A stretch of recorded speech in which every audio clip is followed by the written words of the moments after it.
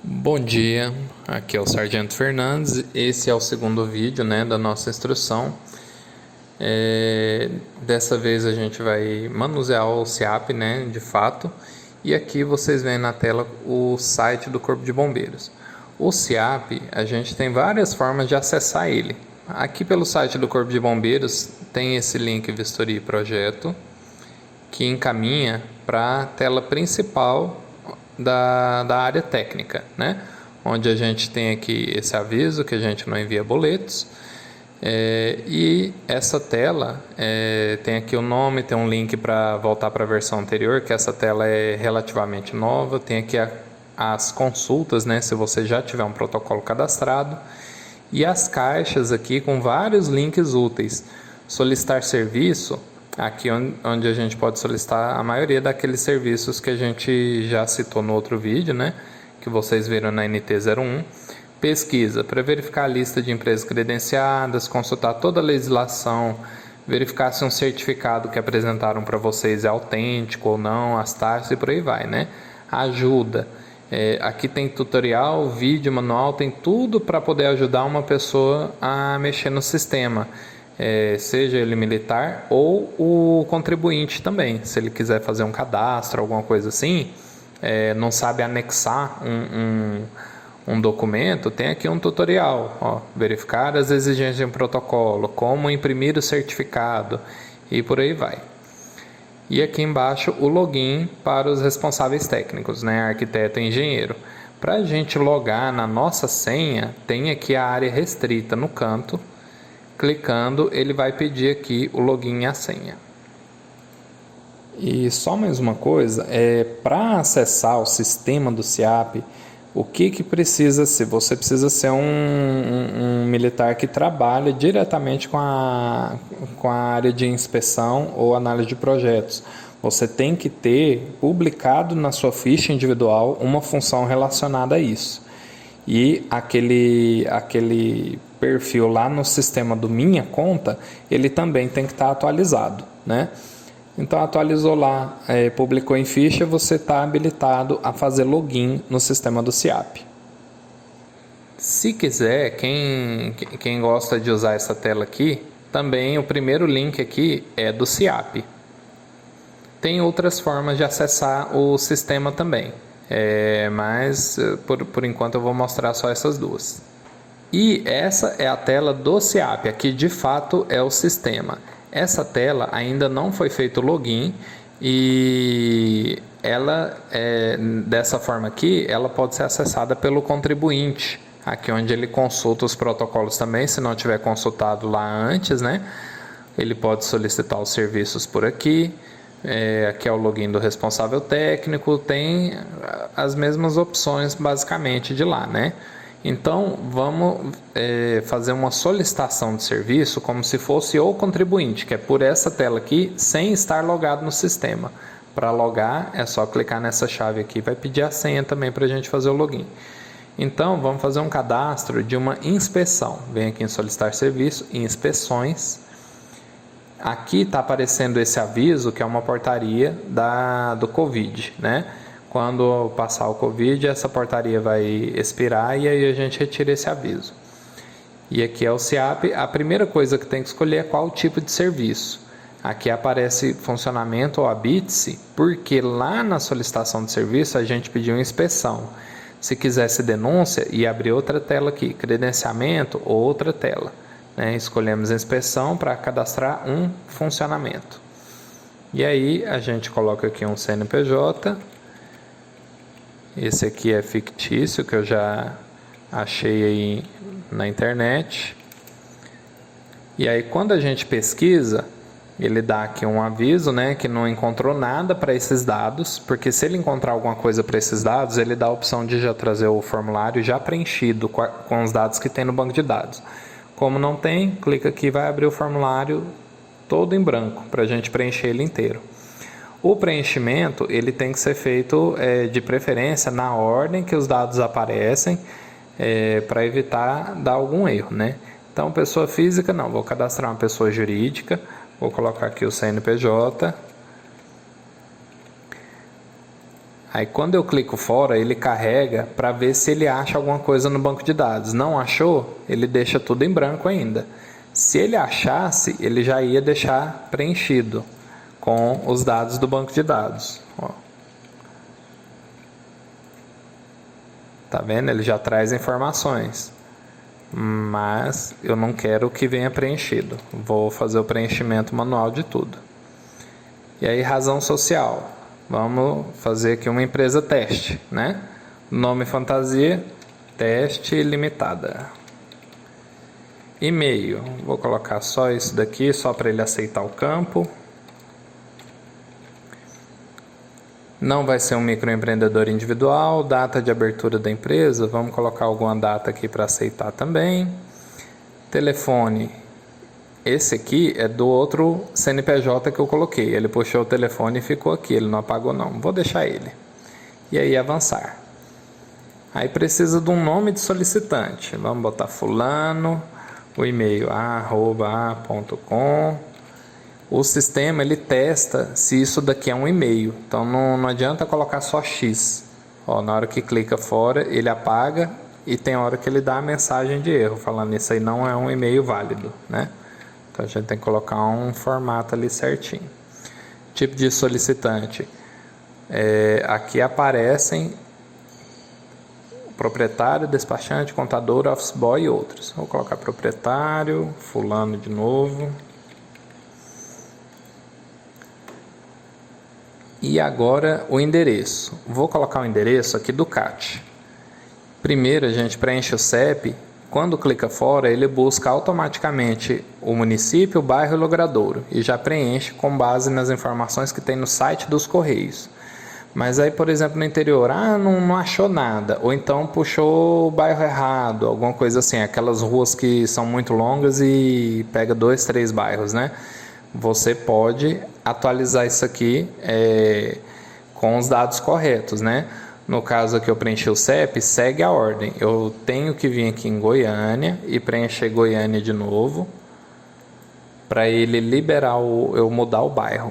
Aí eu vou colocar aqui bairro Setor Bueno, por exemplo. Aí, Bueno. Lá estava Jardim América, vou colocar Bueno, né?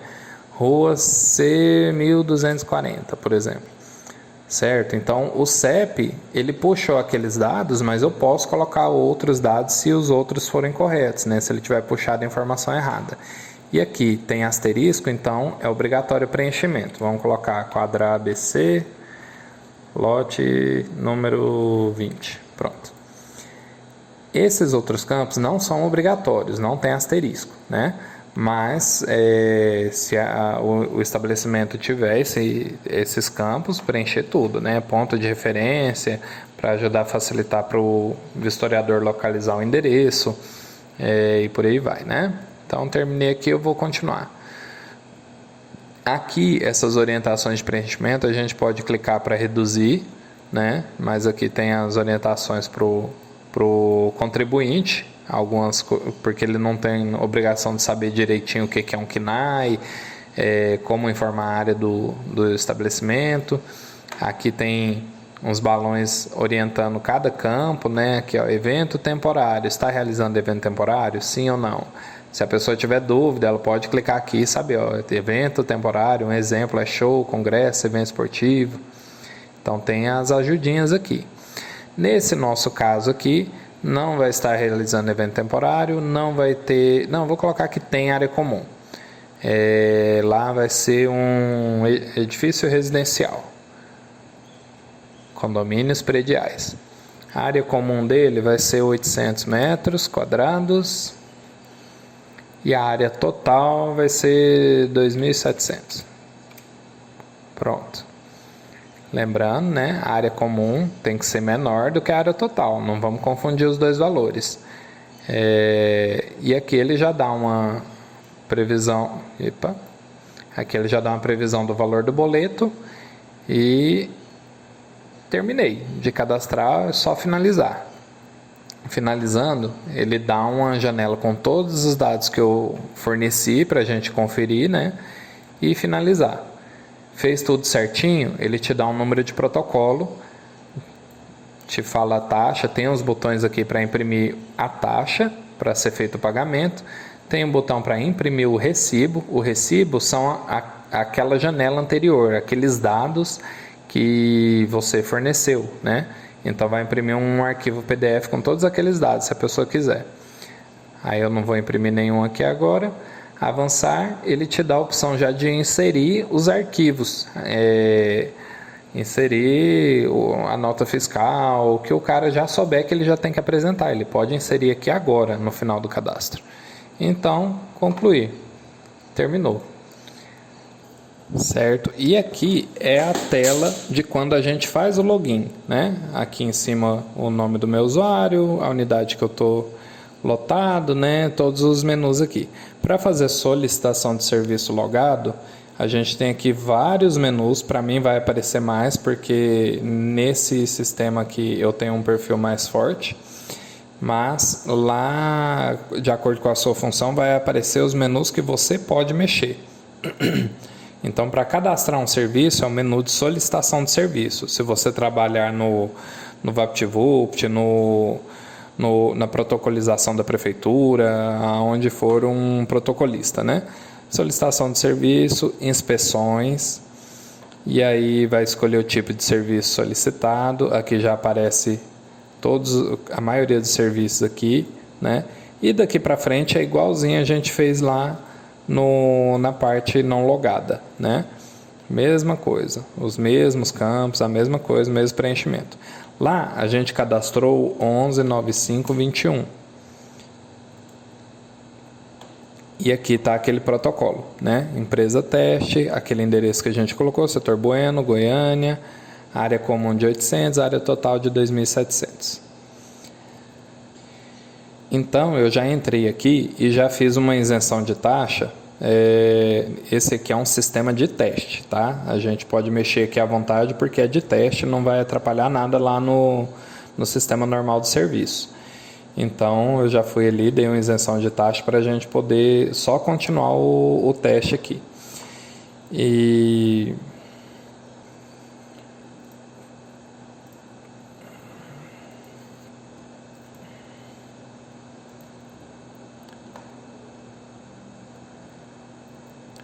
Certo, agora vamos falar da segunda via. Segunda via que gera um pouco de confusão, um pouco de discussão. Antigamente existia a segunda via explícita lá na NT01, se eu não me engano é a 2017 ou a de 2014. E ninguém sabe explicar direito, mas ela saiu da NT01, né? Só que só porque saiu da NT01 não quer dizer que a gente não pode cobrá-la. Ela está prevista lá no Código Tributário, já foram feitas consultas com a assistência do comando, com o departamento jurídico do bombeiro, e todos eles deram a resposta de que a gente pode cadastrar, pode fazer recolhimento de taxa para a segunda via de certificado, sim. Tá? Não é errado, não precisa ter medo disso. Se for necessário, entre em contato com a gente no DND, no CAT, que a gente repassa a cópia dos documentos, os arquivos do SEI que falam isso. Então, nós vamos simular aqui um pedido de segunda via. Quando a gente vê a segunda via, ela só pode ser solicitada pela área logada. Aquela página lá sem login, que o contribuinte acessa, não tem a opção para ele pedir segunda via. Por que isso? Porque muita gente estava pedindo segunda via quando queria renovar o certificado. Por exemplo, ele teve o certificado ano passado, o certificado venceu e ele tem que renovar e fazer a certificação desse ano. E aí esse pessoal estava entrando com segunda via, alegando que eu tenho certificado, eu só quero uma segunda via, né? Na cabeça delas fazia sentido. Só que segunda via, qual o propósito dela? É emitir um certificado, de novo, né? Um certificado que ainda está válido para corrigir algum documento. Para isso, a pessoa tem que anexar um documento e comprovar aquela informação que tem que ser corrigida, né? E aí ele vai dar entrada em segunda via. E como gerava muita confusão, foi retirado lá da área do contribuinte e aí para pedir uma segunda via ele tem que entrar em contato com a unidade que tem que cadastrar esse processo. Então, no solicitação de serviço e inspeções, logado, aqui tem as opções de segunda via. Aí a gente vem aqui, segunda via de funcionamento. Se eu preencher um dado aqui de alguma empresa que já existe, né? Vou colocar aqui, que já vem preenchido, vários dados, né? Aqui não tem nada, vamos terminar de preencher.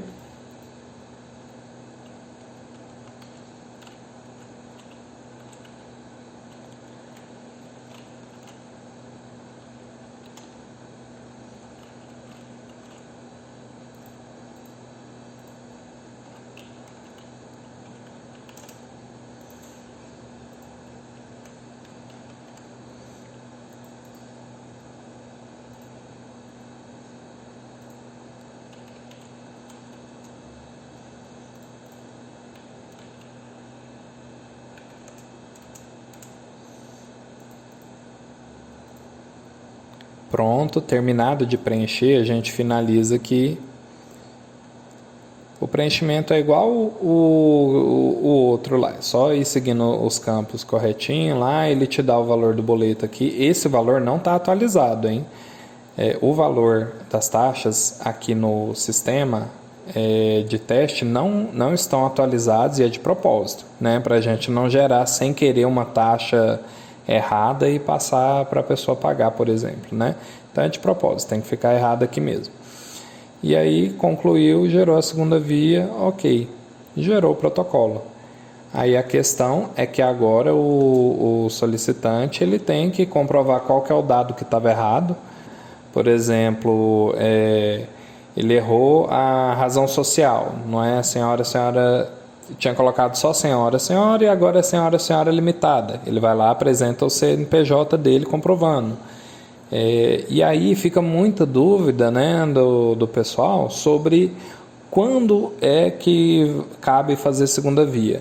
Não tem receita de bolo. Não tem receita de bolo de falar, olha, se mudou o CNPJ, não cabe segunda via. Se mudou o endereço, não é segunda via. Não tem receita de bolo, porque toda regra tem exceção. Uma coisa que vocês podem estar atentos na hora de examinar a segunda via caso a caso é o item 5.1 lá da norma técnica 01. Aquele item, ele fala quais são os casos em que se aplica fazer um procedimento simplificado, um processo técnico, que ele fala que é quando a edificação acaba de ser construída, quando é feita uma reforma, uma ampliação, quando altera o tamanho da área, quando muda a ocupação ou uso. Então tem lá uma série de itens, né? E atenção também para o caso da mudança gerar impacto nas medidas preventivas.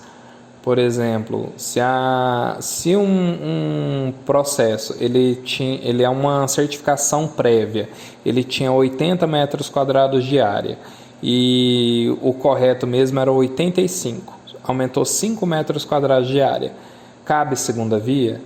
Se for só isso, pode ser que caiba fazer segunda via, porque o aumento desses 5 metros, só a taxa da segunda via já é maior do que a diferença de taxa que ele iria pagar. E esses 5 metros a mais não tem impacto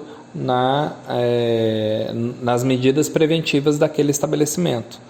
Ele não vai ter que colocar mais um extintor, ele não vai passar a usar sistema preventivo fixo. Então, nesse caso, não muda. Agora, se era 1.200 metros quadrados e aí passou a ser 1.800, com certeza vai ter mudança aí nas medidas preventivas.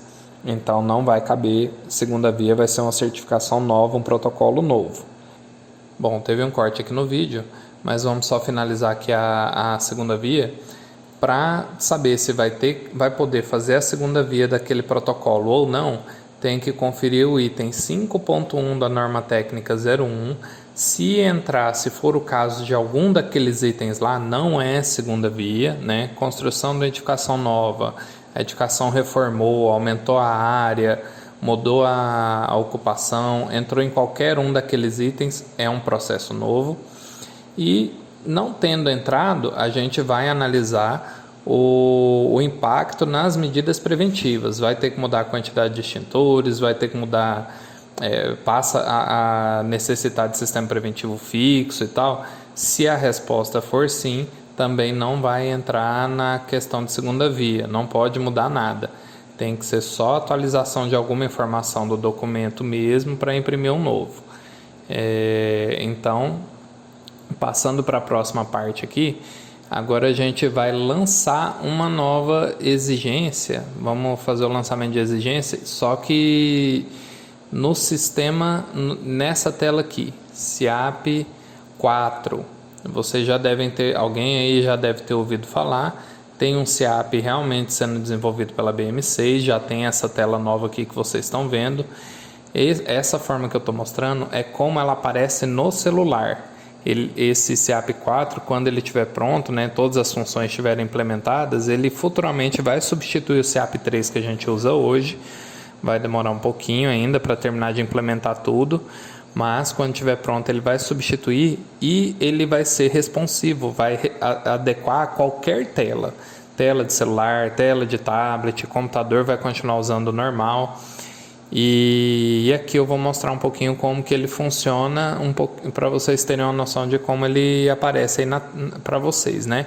Aqui, igual o outro sistema que eu estava mexendo, aqui também é um ambiente de teste. Então eu posso fazer qualquer coisa aqui que não vai atrapalhar o sistema lá que a gente usa mesmo. Aquele protocolo que a gente cadastrou de funcionamento lá no começo, eu já distribuí para mim. Então aqui no SIAP novo, eu clicando aqui, ele já vai ter esses dois menus, ó, o início, que é essa tela inicial aqui, e inspeções distribuídas, que ele já aparece para mim tudo que está distribuído para mim, né? Se eu for rolando aqui, ó, esse cinza aqui é uma inspeção, esse branco aqui é outra. Então todos esses aqui estão distribuídos para mim, e aquele que a gente cadastrou é esse daqui, o 1195/21, né? Aí, se vocês lembram, ele era para ser uma edificação residencial. Então, como já está distribuído, se eu clicar aqui em andamentos, a gente pode ver todos os andamentos do processo. E aqui em exigências, para eu poder abrir o protocolo e lançar as exigências lá, né? Eu, como vistoriador, estou lá no local, clico aqui em exigências. Aqui tem os dados cadastrados nesse protocolo que a gente preencheu lá. Lembra? Rua 1240, quadra ABC. Área 800 metros quadrados de área comum, né? E aqui a tela de exigência que está vazia. Então vem aqui clicar nova exigência e aí eu lanço a exigência. Vou colocar primeiro extintor 7.1, quem conhece os códigos já, né? Aí vou, sei lá, 20 extintores de pó do tipo 20BC. De acordo com a norma vai ter que ter uns de água também, mas só para teste eu vou lançar assim. Próxima exigência, vamos botar um corrimão na escada. Então na busca aqui, se eu escrever o código ou um pedaço da palavra, ele já acha igual lá no SIAP 3, né? Só clicar, central de GLP. Ele já mostra aqui tudo que tem de exigência de GLP, né? Vou botar essa daqui, retirar esses recipientes, ok. Salvou. Terminou de salvar tudo, voltando aqui, eu posso ir rolando aqui e agora eu vejo as exigências que eu cadastrei, ó. Uma aqui, outra aqui, né? Aqui embaixo eu vou poder escolher, que ele está programado para mostrar só 5. Aí mais de 5 eu tenho que mudar de página. Eu posso mandar mostrar 15. Então se tiver 15 vai mostrar tudo nessa tela. Então eu tenho essa opção, né? E status aqui é para baixar a exigência ou não, né? Então deixando vermelhinha, ela ainda está pendente. Eu clicando aqui, eu dou baixa na exigência, fica meu nome gravado, né? E é assim que lança a exigência aqui e finalizar. Ele tem uma janela de confirmação, dá OK e pronto, finalizado. Então, é assim que vai ficar no tablet, né? Quando isso aqui estiver prontinho, ele já está pronto para lançamento de exigências, igual vocês estão vendo aqui. Então, se vocês tiverem a oportunidade de mexer no sistema lá no estágio de vocês, que começa daqui a pouco, né? Já na semana que vem, provavelmente vocês vão poder manusear esse sistema aqui. Bom, pessoal, então é isso. Eu espero que tenha sido proveitoso para vocês. Eu espero que vocês tenham aprendido alguma coisa nova, familiarizado um pouco mais aí com o sistema. Essa disciplina é um pouco mais tranquila, né? Mas para quem não conhece as telas, não... Então, valeu por terem assistido até aí, que tenha sido proveitoso e até a próxima.